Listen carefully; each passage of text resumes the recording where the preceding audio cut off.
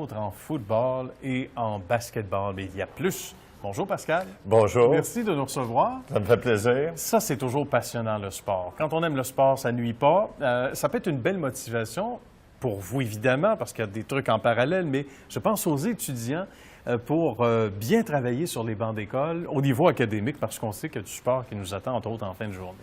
Bien, absolument. Puis je suis évidemment enseignant en éducation physique d'abord. Voilà, mais oui. Puis je vous dirais que moi, ce qui me fait carburer, c'est vraiment l'état ou le statut de l'élève athlète ou de l'élève sportif. Moi, c'est ce que je trouve qui est le plus intéressant dans mon métier, c'est le nec plus ultra, finalement, d'essayer de concilier les études et puis le sport, les performances sur un terrain sportif quelconque. Vous êtes enseignant ici, donc, depuis 10 ans, depuis 10 2003. ans, oui. Et là, on voit que ça passe comme ça, la vitesse de l'éclair, 10 ans.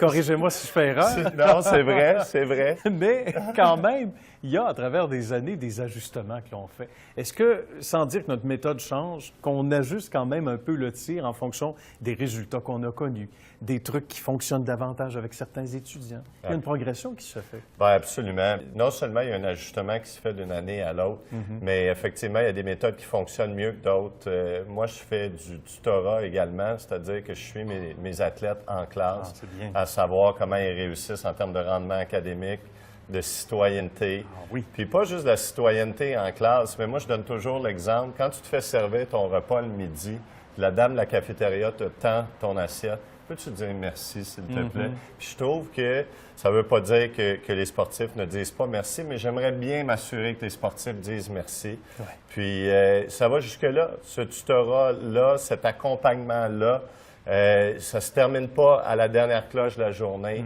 Ça ne commence pas nécessairement le matin. C'est un état d'esprit, c'est un esprit d'appartenance aussi au collège. Quand on aime notre collège, on veut partager avec tout le monde ce sentiment positif-là. Puis nos méthodes, pour revenir à votre question, s'ajustent d'année en année, voir qu'est-ce qui fonctionne. Est-ce que c'est un accompagnement plus délicat? Est-ce que c'est ce qu'on appelle du tough love?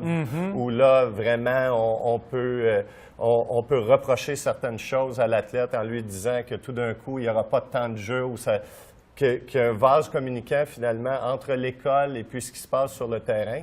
Puis moi, j'entends parler d'une contre-performance en mathématiques. Bien, pourquoi il n'y aurait pas une conséquence? Comme si ça s'était déroulé sur le terrain, évidemment. Comme si ça s'était déroulé sur le terrain. Quand je dis souvent à mes joueurs de football, si vous faites la pluie et le beau temps en classe, vous allez représenter les couleurs du collège le samedi. Vos enseignants, les parents vont venir vous voir jouer, vous applaudir.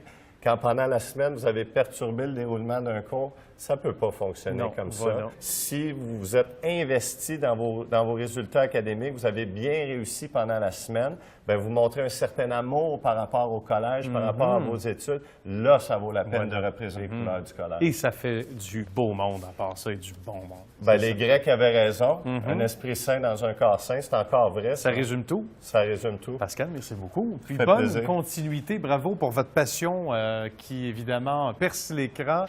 Merci et bon succès, bien sûr, avec les jeunes autour de vous au Collège Mont-Saint-Louis. Merci bien. Merci.